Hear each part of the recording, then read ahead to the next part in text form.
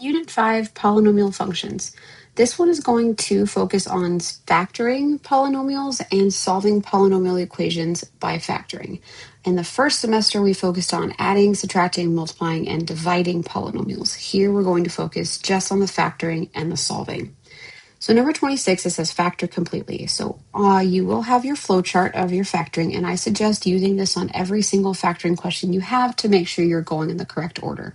So the first thing you're going to do is check for any GCFs throughout the entire polynomial, which is this case is just 2 terms. So x to the fourth and negative 144 have nothing that I can divide out that's the same. So that's taken care of. Then we count our terms. So we have 2 terms in this case, and now we're going to be directed to look at the exponent. Is it even or 3?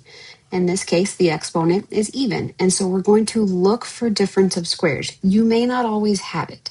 So first of all, is it a difference? Yes, this is a subtraction of 2 things, therefore it is a difference. But is it a difference of 2 squares? So to check that, you need to try to take the square root of both of your terms. So we're going to try to take the square root of x to the fourth and the square root of 144. If you can do those without having any leftovers, then this is a difference of 2 squares. So the square root of 144, that's 12. So that's a perfect square.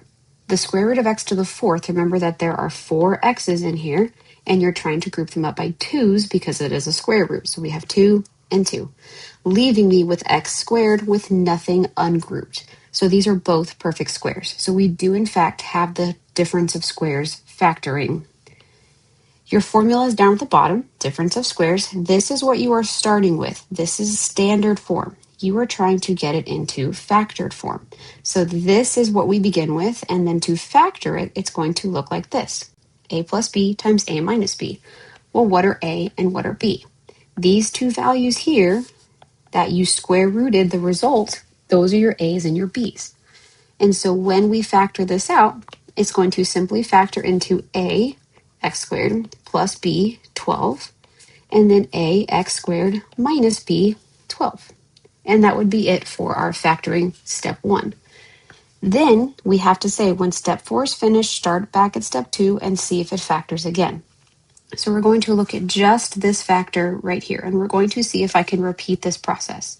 So is there a GCF between x squared and 12? And we say no, there's nothing you can divide from x squared and 12 besides a 1. It has 2 terms. The exponent is even again, and so again we look for difference of squares. But this is not a difference, that's a sum. So this is not possible, meaning this is fully factored. Now let's check this one. Again, greatest common factor, nothing is divisible from x squared and 12 besides a 1. It has 2 terms. We check the exponent. It's even, so we're going to look for that difference of squares again. Yes, I do have a negative, and yes, x squared is a perfect square. You get x. But if you try to square root 12, that is not going to be perfect. There is no number times itself that gets you 12. So that means we do not have difference of squares here either, and so this is considered to be fully factored. 27. Factor this polynomial. So now again, start from the start of your flowchart. Check for a greatest common factor. 2x to the third, negative 10x squared, and negative 48x are all divisible by 2. And they're also all divisible by an x. This has 3 x's, 2 x's, and 1 x, so I can divide 1 out of all of them without going over. So that 2x drops to the outside. That's your first factor, is 2x. Then we simply divide all of the terms by 2x to get what's left. 2 divided by 2 is 1. X to the third, take out an x, you have x squared left over. Negative 10 divided by 2 is negative 5. X squared, divide out an x, you have an x left over. Negative 48x divided by 2x is negative 24. We do not have any x's left over because you had one and you divided one out, so that term does not have any x's left. Now we continue our flowchart with what is inside of our leftovers. This is 3 terms, which means we're going to factor with our AC method, and this is just a basic quadratic. We've been factoring those for quite some time now. So with our AC method, A times C is negative 24, and then our B value is negative 5. So we need to know what multiplies to negative 24 but adds to negative 5, and we come up with negative 8 times 3. Now, because a is a 1, you can still use your shortcut for this part. So this is going to factor into x minus 8 times x plus 3, and we simply need to drag down the 2x that we divided out in the front. So now that we're finished, we're going to start over for every factor and see if it factors again. So 2x is just a single term, so there's no GCF, and there's not even a spot for a 1 term. So 2x is factored fully. X minus 8, there is no GCF between x and 8 besides 1. There's 2 terms, but I don't even have an exponent to check, so this one is complete as well. X plus 3 has no common factor, 2 terms, but again, there is no exponent to check, so x plus 3 is also fully factored, meaning our factored form is 2x times x minus 8 times x plus 3. Okay, 28. Again, always start with step 1. We're going to see if there is a greatest common factor between all 4 of these. This has 3 x's, 2 x's, 1 x, but no x's, so I can't divide out an x. There's a 1, 5, 3, and 15, meaning the largest thing I can divide out of here is 1, which is not going to change anything, so we ignore that. Then we go down to the next step. There are 4 terms, so we're going to factor by grouping. Grouping is basically midway through your AC method the long way. It takes your 4 terms and groups them by 2. So it takes out, it like splits down the center and takes only the first 2 and only the back 2. So for just these first 2, find a greatest common factor. I can divide out an x squared from both of those. So we have x squared, and then left over, x to the third divided by x squared makes an x. 5x squared divided by x squared simply leaves with a 5. The back 2, 3x plus 15, you can divide out a 3, and we're going to more specifically be dividing out positive 3. That's going to drop to the outside. 3x divided by 3 is an x, and then 15 divided by 3 is 5. Now, when you look at what you have here, you have 2 terms. You have this term in green and this term in blue. Notice that they both share this x plus 5. That is another GCF that you're going to divide out of both of those red terms. So x plus 5 is going to go to the outside, just like our 2x did over here. And then we see what is left. So if we divide out x plus 5, we end up with x squared. That's what stays off the first term. If we divide out x plus 5 here, we end up with 3. That's what stays out of the second term. That is why these insides have to match. These end up being the common factor you're dividing out, and those end up being the leftovers. Then again, once you're finished, go back through your flowchart and make sure you can't do it again with either of the 2 factors. So x plus 5, there is no GCF besides 1 and 5, or 1, and so that's not going to change anything. It's 2 terms, but again, there is no exponent, so x plus 5 is fully factored. X squared plus 3, there is no GCF, it's 2 terms. The exponent is even, and so we're going to look for difference of squares. But again, I see a plus. That is not a difference, meaning that is not difference of squares, so this one is also fully factored.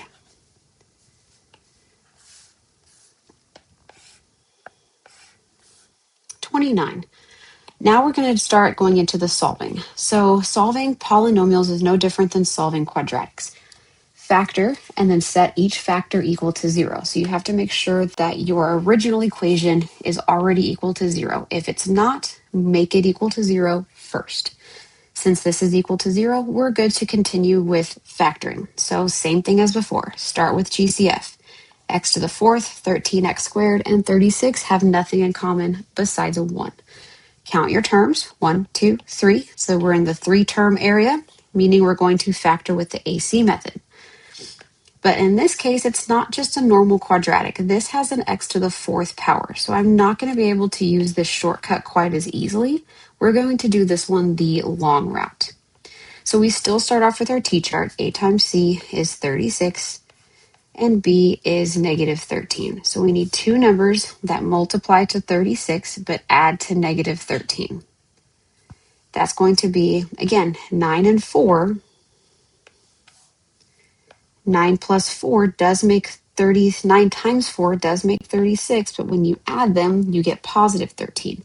That means we're on the right track. We just need to flip both signs. So negative 9 times negative 4 is also positive 36, but when you add two negatives, you get another negative. So we're going to break down that 13x squared. X to the fourth is going to stay. And then instead of negative 13x squared, we have negative x squared minus 4x squared. And then plus 36 will drop, equals 0 will drop. We must make sure that when we break up x squared, these both have x squared on it. If this had x to the fifth, these would both be x to the fifth. Whatever b has, your break has. That's this last part right here. Use middle exponent when splitting b. Now we have four terms. So notice this is just factoring by grouping now. We're going to split down the middle and try to take out as much greatest common factors as we can. Divide out x squared from the first two, and you are left with x squared minus 9. On the back two, you're going to divide out negative 4, and you're left with x squared minus 9. And then again, the equal 0 is just hanging out. Notice again, we have our common factor of x squared minus 9. So we're going to divide out that x squared minus 9, and we are left with x squared minus 4. And that's equal to 0. Again, before you say you're finished factoring, go through this one more time and make sure that it can't go any further. X squared minus 9, there is no common factor. It is two terms. The exponent is even, so we're going to look for difference of squares. It is a difference. X squared is a perfect square. The square root of x squared is x, and the square root of 9 is 3. So we do in fact have difference of squares.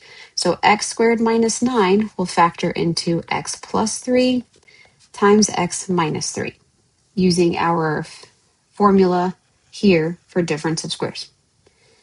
Then we do this again with x squared minus 4. There is no GCF. It's two terms. The square is an even exponent, so we're going to look for difference of squares again. So now we have, again, square root of x squared is x. That's a perfect square. And the square root of 4 is 2. So we have another difference of squares. So x squared plus 4 will factor into x plus 2 times x minus 2. And all of that is equal to 0. This we know is fully factored because all of these factors have the highest exponent of 1. Those are no longer factorable. That's the lowest factor they have. So how do we solve this? So now we're going to take each factor and set it equal to 0, meaning we have four equations. X plus 3 equals 0, x minus 3 equals 0, x plus 2 equals 0, and x minus 2 equals 0. And simply solve all of these for x. Subtract 3. So one solution is x equals negative 3. The other solution is x equals 3. Another solution would be x equals negative 2. And finally, we have the last solution of x is equal to 2.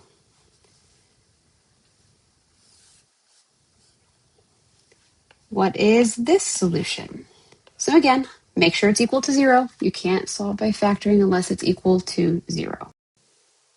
Number 30, what is the solution to x to the third minus 4x squared plus 10x minus 40 equals 0? Again, make sure it's equal to 0 before you begin factoring. So we are ready to factor. And then we're going to factor and set each factor equal to 0. There, check for a GCF. We have x cubed, negative 4x squared, 10x, and 40. The only thing we can divide everything by is a 1. I know these are all divisible by 2, but because 1 is not divisible by 2, we cannot divide out a 2. It has to go for all of them. That's why it's called a common factor.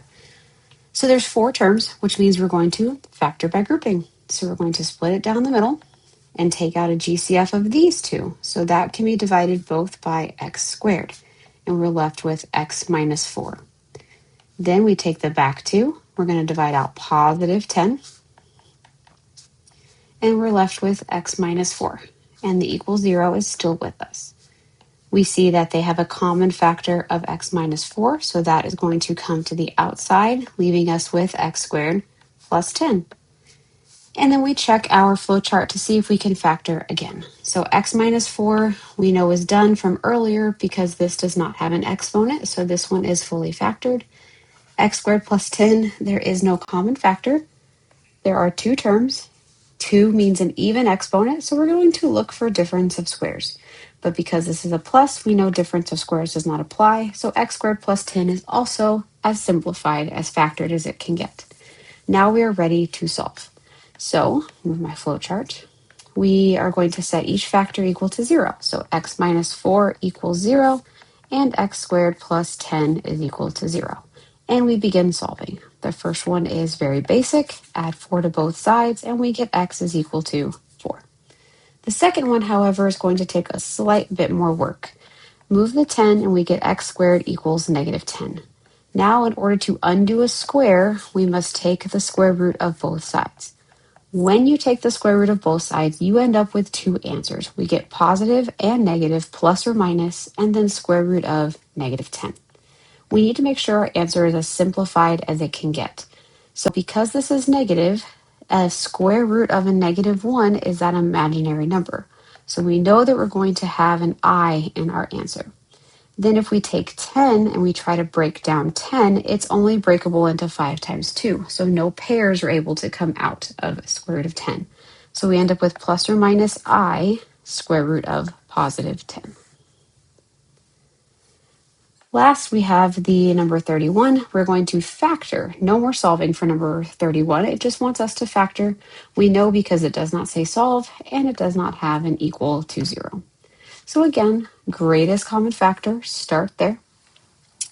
There is no common factor between x cubed and 512. There are two terms here, 1, 2, and the exponent now is a 3, which means we're looking for sum or difference of cubes. This could be either one. So first we're going to check if we have even perfect cubes. So just like you checked for perfect squares with square roots, you check for perfect cubes with cube roots. So the cube root of x to the third, remember that there are 3 x's in there. You can get a group of those with no leftovers, so x cubed is a perfect cube. Then the cube root of 512, if you would like, you can use your exponent chart to help you.